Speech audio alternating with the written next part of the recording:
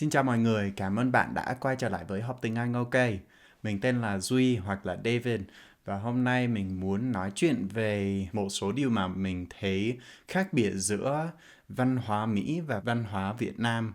Okay, so we're going to talk about some differences that I saw in the culture between here in America and in Vietnam. So, the first one that I want to talk about is kind of how people treated me. And it was amazing to me how happy, how friendly, how kind people were. And they were always willing to be helpful. I wouldn't say that was everyone, but I would say most people were very friendly and very helpful. And the difference here is in America, sometimes people are not as friendly and as helpful because they're kind of locked into this mindset where they're trying to figure out their own path, their own life, and they don't want to give away to someone else or have someone else take their time away from them unless they're getting something out of it. So it's kind of more of an individualized culture in America where people don't like to be as helpful. That's not to say that everyone is like that, and not to say that there are not kind people and helpful and friendly people. But I feel like when I was in Vietnam, there were a lot more people that were a lot more friendly and a lot more helpful consistently. And some examples of this is when I would be out talking to people trying to practice my Vietnamese, they would take the time to sit and talk, and they'd express interest in the things that I was doing, the reason I was in Vietnam, why I was learning Vietnamese, and they would help me learn new words. They'd help me correct my Vietnamese. They'd give me food recommendations, places I should visit, things that I should try. And it was so nice because sometimes when you're a foreigner in a place that you've never been before, it can be scaring. It can be really intimidating because you don't know what the culture's like, what you should do, how to act. But the Vietnamese people were very friendly, very kind, very helpful in helping me feel like I belonged, like I could be a part of the community that I was in. So I'm very grateful for that. And that was something that I saw that was pretty different from what I grew up with. Yes, there are kind people in America too. It's just, it was a different level of kindness, a different level of friendliness and helpfulness in Vietnam than what I was used to in America. So that was awesome. The next thing that was a little bit different for me when I got to Vietnam was how ingrained in the culture comparison is. And I feel like both in America and in Vietnam there's comparison between other people and different things. But in Vietnam, I feel like it's a little bit more outspoken. It's a little bit more obvious. So, an example of this would be when I was with my other friends from America in Vietnam, and we'd be talking with Vietnamese people, they would say, "Oh, you're taller than him," or "You speak Vietnamese better than him," or "You're a lot more shy than they are." And it was just these very obvious observations that were spoken. Whereas in America, these are things that people will typically think, but they won't usually say it. Because I think in American culture, it can be seen as rude to just like call out physical attributes or traits that people have because people don't want to be told, oh, you're not whatever. You're not as tall as this person. You're not as smart as this person. Your language skills are not this good. So it was interesting because I don't think in Vietnam people mean that in a rude way or in a way that's trying to bring you down. I think it's just a very clear way of saying, "Hey, I see you. I recognize this. These are just the differences between us." And I don't know. It was just different for me. It was really interesting. I remember out walking the streets one night looking for some food close to my apartment, and we ran into this group of people outside of I believe it was a smoothie stand. Maybe it was a trà sữa stand. I'm not sure. Milk tea.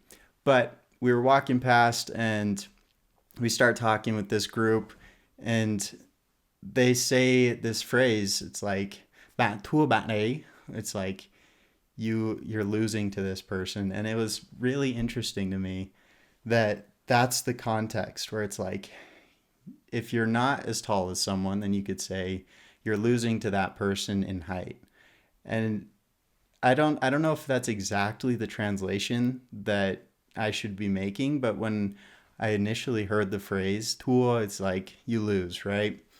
And to me, that was like, whoa, that's that's how you view comparison a little bit. Is if you're not to a certain degree of height, of intelligence, of language ability, whatever it is, then you're losing to someone that's further ahead than you, that's more advanced, that has more of whatever attribute it is. And I thought that was just so different. It was really different to me because I was like, man, it's weird to think about it in terms of losing because growing up in America, right? It's not as common that people will ever say anything like that to you. I mean, maybe you'll get a few comments here and there. Like in my family, there are a lot of times where we talk about height. We're like, who's going to be the tallest sibling? Who's going to be the strongest sibling? Who's like, we talk about those things, but it's not as common in everyday speech. And especially when you're outside of your close family and friends.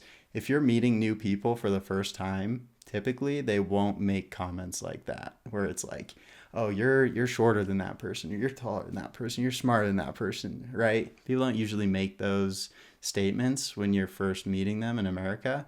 But once you've built like a really strong relationship, then it's usually a little bit more common that people will say those things. And it's like, okay, we have this level of trust, we have this level of understanding already.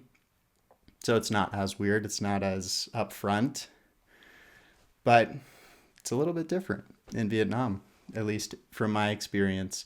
Maybe that was just what I experienced, and that's not everyone in Vietnam, but that's something that I saw and noticed, and I thought it was interesting. And then one final thing that I noticed about the culture in Vietnam that was maybe a little bit different from here in America is how strong family is in Vietnam. In America, we have families and we respect our families, we love our families, but I feel like in Vietnam, it was a little bit more strong, a little bit more tight knit, because it seemed like families were getting together often and there was a lot more remembering your families. And maybe that's religious, spiritual things that are tying into that, but that's part of the culture that's maybe a little bit different because sometimes in America, it's not quite that strong where we love our families, but we're not spending as much time together. There are groups that will promote that a lot more, and that's again kind of that religious, spiritual side where people feel bound to their families more. But I think sometimes it's not as much of a priority as it is in Vietnam, where people love their families, people try to remember them and stay connected to them. And I really admire that. I think that's really awesome that Vietnamese people have such a strong connection with their families. So yeah, those are three of the cultural differences I noticed while I was in Vietnam. And hopefully this has been insightful for you or interesting for you to hear. If you have any questions, feel free to comment them down below. I'll respond to them. If you have any other cultural differences you've noticed between America and Vietnam, feel free to let me know. I'd love to hear it. Please like and subscribe. It helps keep this channel going. So, yeah. Bye bye and yeah.